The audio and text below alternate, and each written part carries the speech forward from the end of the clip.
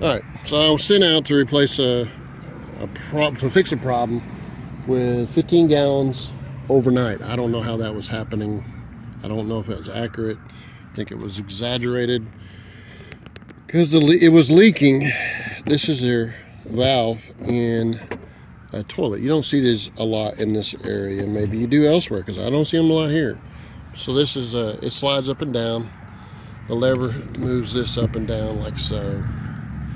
And you can see how the rubber is not, gets black on your thumb.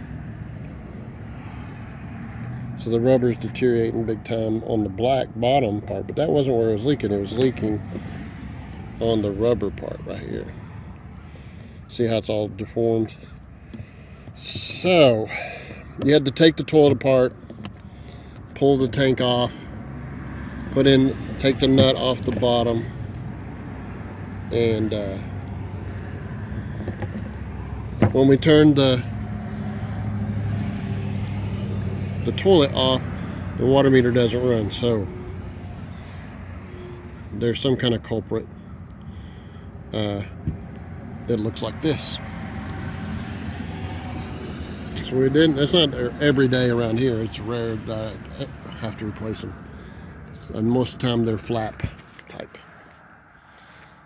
Alright, I just thought I'd show you guys that. When I went out to the water meter, there were 4 snakes in it. Maybe that'll be a separate video, but anyway, she could attach it to that, to this one if she wanted. Or she can make a separate one. But that was the problem.